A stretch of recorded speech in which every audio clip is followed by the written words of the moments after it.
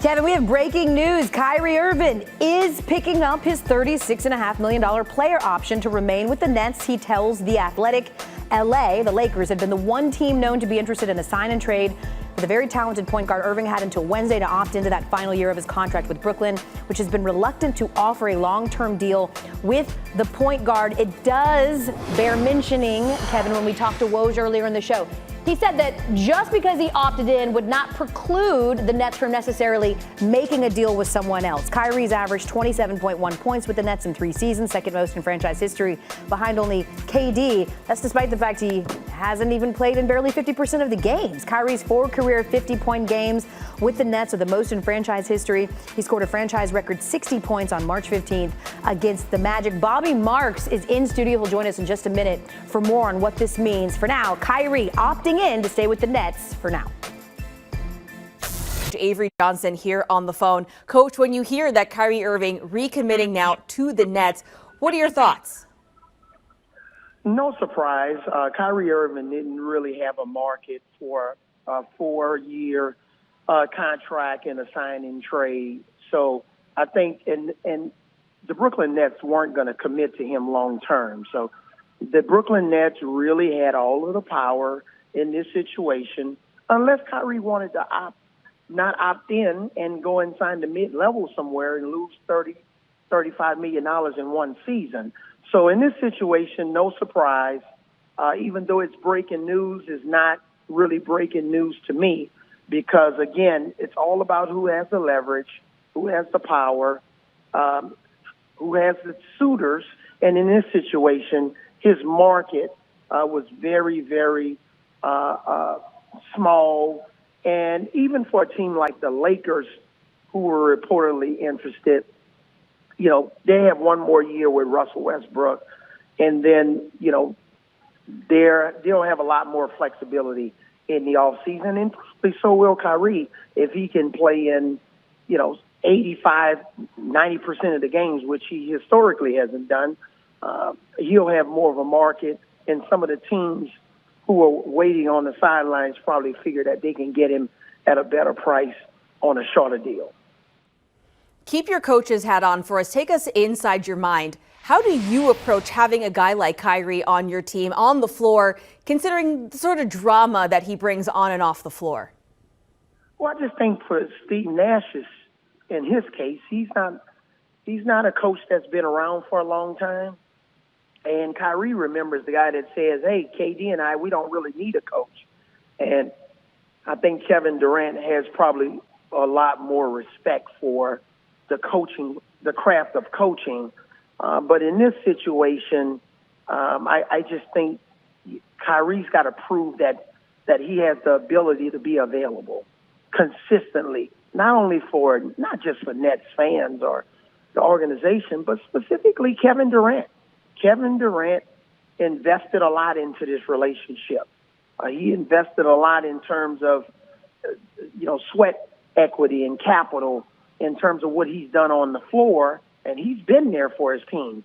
But his, Robin to Kevin Durant's Batman hasn't been there consistently enough. They've only played in, basically a 2 handful of games together, and that's not what Kevin Durant signed up for. So I just think right now the best thing for Kyrie is he's opted into this 1-year deal to play at a high level consistently on the road, at home, and also in the playoffs to really prove that he is that consistent elite player like he's getting paid to prove. And if he can do that, we'll see what else the Nets can add to this roster, because even now, they're not a championship team.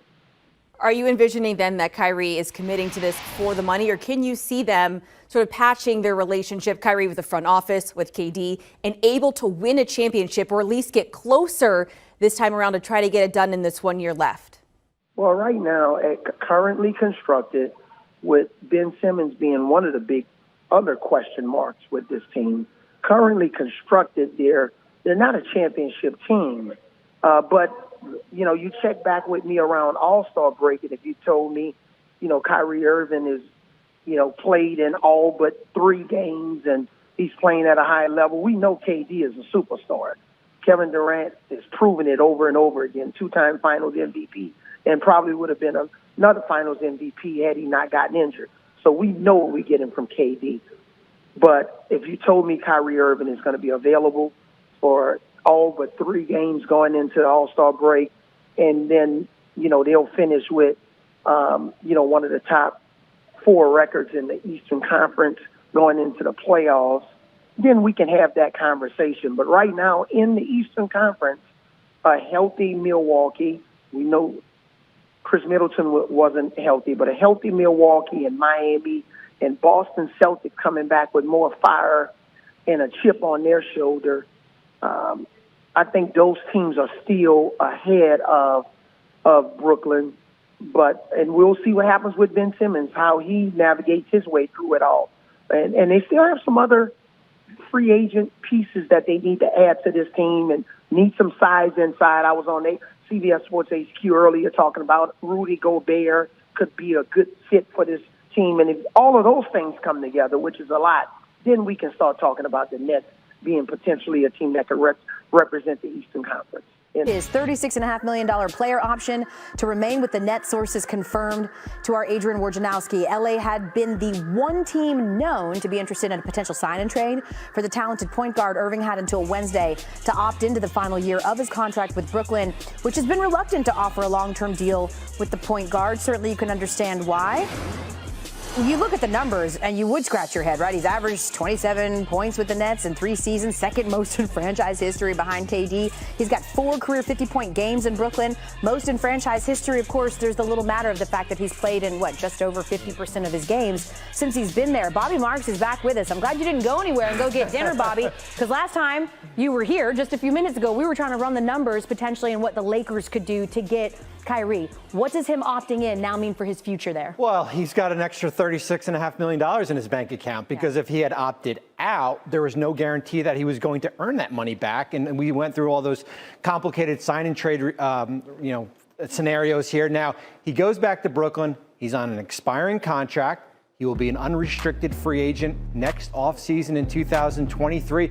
There's still time for them to work out a deal. They have now until June 30th to maybe add a couple more years. But for right now, I think we're going to be in a holding pattern as far as what the future is, because the Nets are hesitant to even extend him off this current number here. So he's on this one-year deal.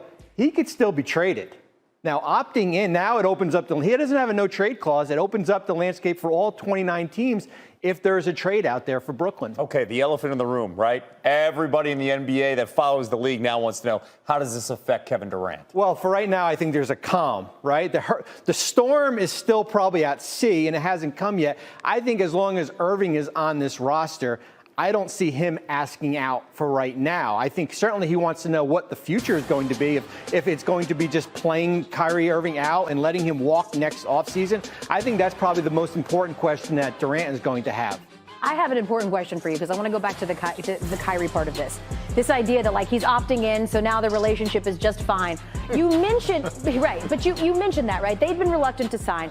We had mentioned the fact that out of the 6 possible teams that Kyrie gave the list to the Nets that he would like to seek a sign and trade with, only the Lakers were interested. Do you think that him somehow opting in makes him more enticing to teams now for a potential sign and trade? I don't, because I think any team out there is going to basically inherit the same player that Brooklyn just went through for the past year. And now, if you're a team out there, what are you really willing to give up for 1 year of Kyrie Irving here? I think that's the big thing. Are you looking to give up maybe 2 role players to get him? Possibly here, but it's back to the same question. Why would Brooklyn take back additional salary when it's going to maybe trigger a Kevin Durant decision? Bobby, how fragile, and let's go back to the big picture with Kevin Durant as well. How fragile is this relationship when you look at Durant's contract as well? 4 more years in Brooklyn, considering where we've been the last couple of weeks. Well, I think eventually there's going to be a meeting of the mind with everyone here, right? I think from ownership to the front office to Kyrie Irving to even Kevin Durant to get him in the room and figure out, what are we trying to accomplish here? We made the Ben Simmons trade for James Harden. On paper, at least, this is a championship-worthy roster when healthy. Do Do we all want to just kind of throw it out the window and rebuild here? And I think that's what is going to have to happen, and maybe in the next couple weeks here, just get everyone on the same page. Especially because there's been so much that's been happening through reports and through sources and whatnot. But again, the news, Kyrie Irving has decided that he's going to opt in. So that timeline that we were looking for on Wednesday, no reason to have those countdown clocks anymore. We can all go to dinner. Bobby Marks joining us here with that breaking news tonight. One of the things Bobby said, though, the season, James and Anthony Davis, who have questions of their own availability, would be on the hook to once again carry a ragtag group of buy low candidates the Lakers hope might outplay their contracts. If Irving is as willing as he's been to tank a team that employs one of his closest friends in the league, what type of commitment will he make to James, someone he's already left behind only a few years ago? These are questions the Lakers have to try to find answers to and, unfortunately, won't be able to until they actually employ him. What's wild is even with all that said, Irving might be the Lakers' best shot at winning another championship with James. Personally, I'd rather use Westbrook's contract to replenish the team's depth, but that comes with its own set of risks. Are you more confident in managing Irving's next YouTube rabbit hole than you are in Gordon Hayward or Malcolm Brogdon staying healthy? I honestly have no idea. No one does. At the end of the day, the only reason the Lakers even have a shot at Irving is because of all these questions. If any of them were remotely answerable, either Brooklyn would have already offered him a max extension or moved him to some desperate team stuck at rock bottom with little to no other options at improving while remaining on their current timeline. Oh shit.